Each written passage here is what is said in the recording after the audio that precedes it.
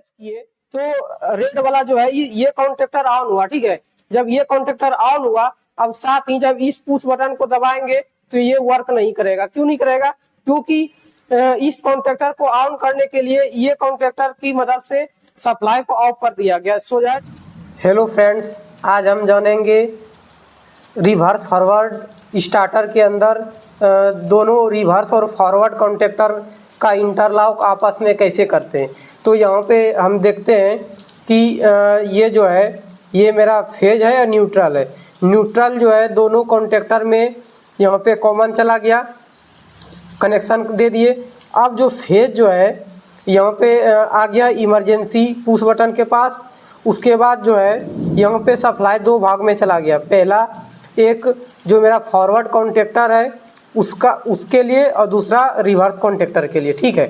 तो हम यहाँ पे जो कंडीशन यूज करेंगे, पहला कि ये ऑन कंडीशन, दूसरा ऑफ कंडीशन। ये मेरा फॉरवर्ड का कॉन्टेक्टर है और ये मेरा रिवर्स का कॉन्टेक्टर है। आप जैसे कि देख सकते हैं कि ये जो है फॉरवर्ड का पुश बटन है, स्टार्ट पुश बटन है। जब भी इसको प्रेस करेंगे तो यहाँ पे क्या होगा कि फेज सप्लाई आएगा और इस कॉन्टेक्टर में, फॉरवर्ड कॉन्टेक्टर में जाने से पहले जो रिवर्स का कॉन्टेक्टर है उसमें एक एनसी ब्लॉक रहेगा, जो कि हम देख रहे हैं ये एनसी कॉन्टैक्ट। और ये एनसी कॉन्टैक्ट कब एनसी रहेगा? जब ये कॉन्टेक्टर ऑफ रहेगा। जब ये कॉन्टेक्टर ऑफ रहेगा तभी ये जो एनसी कॉन्टैक्ट है एनसी रहेगा और ये सप्लाई जो है एनसी बना रहेगा। तब ये जो है A1 टर्मिनल पे सप्लाई आएगा और कॉन्टेक्टर ऑन रहेगा, ठीक है।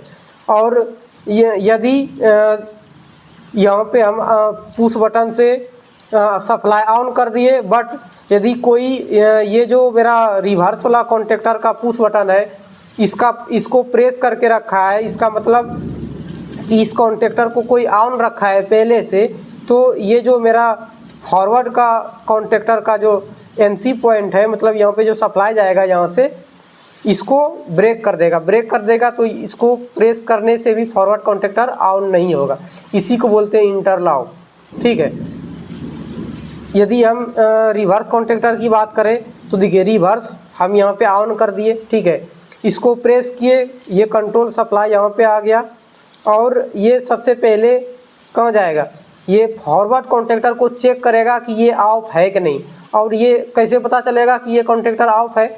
इसके एनसी पॉइंट से। सपोज इसको कोई ऑन कर रखा है तो यहाँ पे जो हम यूज किए, देखिए इसके बगल में जब हम ये कॉन्टेक्टर कोई ऑन कर देगा, ये ऑन कर देगा तो यहाँ पे एनसी के जगह पे ये कॉन्टैक्ट एनओ बना देगा, ठीक है। जब ये कॉन्टैक्ट एनओ बना देगा तो हम यहाँ पे ऑन करेंगे तो सप्लाई यहाँ आके रुक जाएगा और ये एनओ होने के कारण जो है सप्लाई ऊपर इसको ऑन करने के लिए नहीं जाएगा। इसी तरह जब भी कॉन्टेक्टर दोनों ऑफ रहेगा तो ये जो मेरा ब्लॉक है ये एनसी बना रहेगा, और जब भी दोनों में से कोई ऑन रहेगा तो ये जो है देखिए यहाँ पे ये कॉन्टैक्ट मेरा ऑफ हो गया जब ये ऑन हुआ। तो इसलिए दोनों कॉन्टेक्टर में से कोई, जैसे सपोज ये फॉरवर्ड का कॉन्टेक्टर ऑन हुआ तो ये ऑन होने के साथ साथ इसका जो कंट्रोल सप्लाई है यहाँ पे देखिए, यहाँ पे जैसे ये ऑन हुआ तो जो ये बगल वाला कॉन्टेक्टर है उसका कंट्रोल सप्लाई को क्या किया, यहाँ पे ब्रेक कर दिया।